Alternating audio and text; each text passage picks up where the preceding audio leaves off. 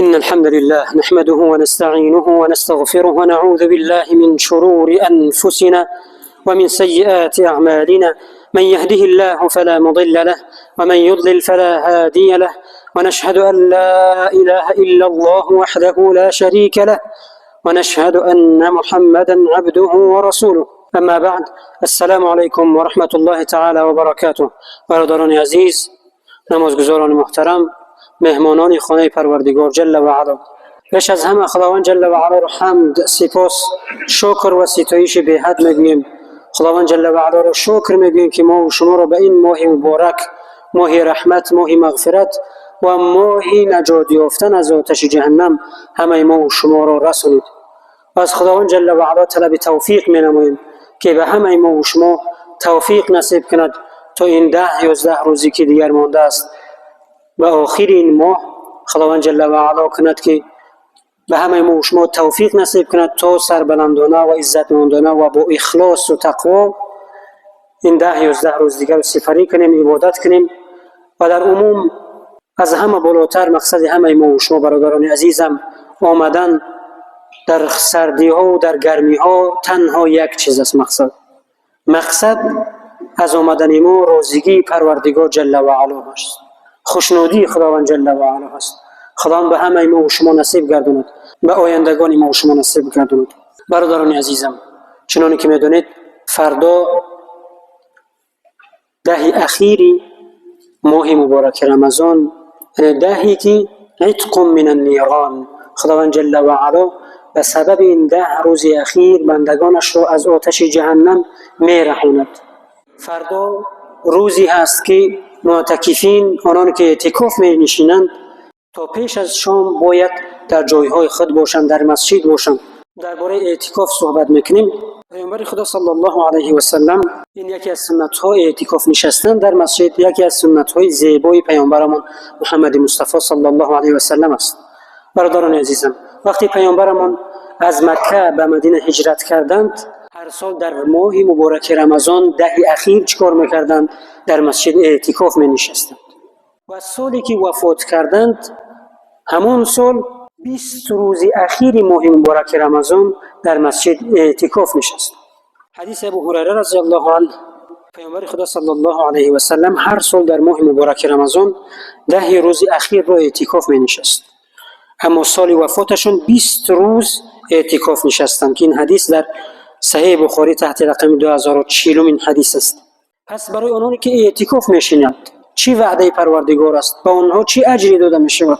از ابن عباس رضی الله عنه روایت است که پیامبر خدا صلی الله علیه و سلم فرمودند کسی که برای رضایت الله جل و علا یک روز اعتکاف کند، به خاطر رضایت پروردگار جل و علا یک روز اعتکاف بنشیند، الله بین او و آتش دوزخ مسافه 3 خندق میگذارد، یعنی او را از آتش جهنم 3 خندق دور میگرداند. پس گفتند که مسافه هر یک خندق مثال بین زمین و آسمان است. اعتکاف یعنی چی؟ اعتکاف تمام دنیا و کارهای دنیا را ترک کردن و به مسجد و ذکر پروردگار جل و علا و به یاد پروردگار جل و علا آمدن. مثال انسانی که اعتکاف میشیند چی طور است؟ مثال انسانی که اعتکاف می نشیند، او به مسجد می آید و به خانه خداوند جل و علا می آید و می گوید پروردگارم تو اینکه مرا نبخشی، تو اینکه مرا به رحمت خود نگیری، مرا مغفرت نکنی، مرا از آتش جهنم نرهانی و به رحمت خودت نگیری، من خانه تو را ترک نمیکنم. من تمام دنیا را، تمام تجارت را، تمام معامله را، همسر و فرزندانم را ترک کردم و به خانه تو آمدم تا این که رضایت تو را به دست بیارم. اعتکاف در همین خلاصه میشه. یکی از فایده هاش چی است برادران عزیز؟ هر کسی که اعتکاف می نشیند او سنتی از سنت های رسول اکرم صلی الله علیه و سلم را زنده میگرداند. دل انسان معتکف، همون انسانی که نیتش خالص است، نیتش خدایی است، نیتش به خاطر خداوند است، رضایت پروردگار جل و علا است، دل او را پاک میگرداند خداوند جل. انسان را، قلبش را، روحش را، جسمش را، همه‌اش را پاک میگرداند، با برکت میگرداند، او را سالم میگرداند. برادران عزیزم، هر یکی از شما که میخواهد این سنت رسول اکرم صلی الله علیه و سلم را زنده بگرداند و خواهد که در راه خداوند ذکر داشته باشد، عبادت داشته باشد، از همسر و از خانه و از تجارت و از کارهای دنیا دوری بجاید، پس باید اعتکاف بشیند. از فرصت مانده میخواهم که سوره قدر را بخوانم که از فردا شب‌های قدر شروع میشه. شما میدونید که ما در قرآن یک سوره داریم که قدر نام دارد. برای بزرگی این شب گذاشته شده است. بهترین شب است. اعوذ بالله من الشیطان الرجیم. بسم الله الرحمن الرحیم. إنا أنزلناه في ليلة القدر. خداوند جل و علا می‌فرماید به نام خداوندی به نهایت مهربان و نهایت با رحم، همان ما قرآن را در شب قدر نازل کردیم. یعنی قرآن به پررگی از اول تا آخر از لوح المحفوظ به آسمان دنیا آمد در شب قدر. وما ادراک ما لیلة القدر. فضیلت و جایگاهش را ببینید، تأکید میکنند. و تو چی دانی که شب قدر چیست؟ چی فضیلت هایی دارد؟ لیلة القدر خیر من 1000 شهر. شب قدر بهتر از 1000 ماه است. 1000 ماه برابر به 84 سال است برادران عزیز. اما نگفته است برابر به 1000 ماه، بهتر است از 1000 ماه. هر کسی که عبادت میکند در این شب چی حالت هایی میشود؟ تنزل الملائكة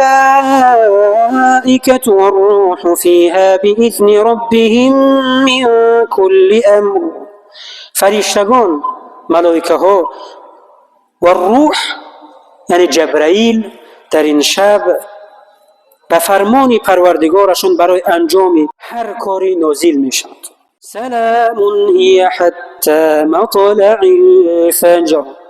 آن شب تا طلوع فجر سلامت و رحمت است برای مؤمنان، برای انسان هایی که شب قدر را قدر میکنند، شب قدر را به قدرش میرسند و ذکر میکنند، عبادت میکنند، توبه میکنند، استغفار میکنند، برای همونها قدر میشه.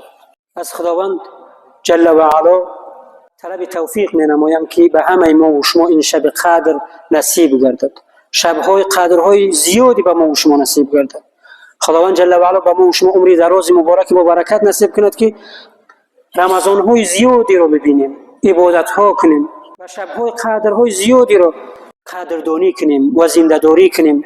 وقتی امت محمد مصطفی صلی الله علیه و سلم در روز محشر نامه اعمالش به دست راستش داده می شود، می بیند که 5 عصر، 10 عصر، 15 عصر اجر و پاداش دارد. میگه ای پروردگارا عمری من 60 و 70 بود، این 15 عصر، 10 عصر از کجا اومد اینقدر اجر و پاداش زیاد؟ من اینقدر عمر ندیدم. پس درک میکند که چقدر شبهای قدر رو دریافت است. همون انسان ناکام است که این شبها رو به قدرش نمیرسد. در اخیر دعا میکنم که خداوند جل و علا همه گذشتگان ما و شما رو رحمت و مغفرت بگرداند. خداوند جل و علا به همه ما و شما توفیق نصیب کند که تمام شبهای اخیر، شبهای قدر رو قدر کنیم، عبادت کنیم، طاعت کنیم، استغفار کنیم و به رحمت پروردگار جل و علا نزدیک شویم. پروردگارا گذشتگان همه ما رو رحمت و مغفرت بگردون. پروردگار به همه ما رمضان‌های زیاد و شب‌های قدر زیاد نصیب بگردون. پروردگار عاقبت به خیر بگردون همه ما رو لحظه‌های بگیر که در زبان ما کلمه شهادت باشد و تو از ما خوشنود باشی. و صلی الله و سلم و بارک علی سیدنا محمد و علی آله و اصحابه اجمعین. آمین برحمتک یا ارحم الراحمین.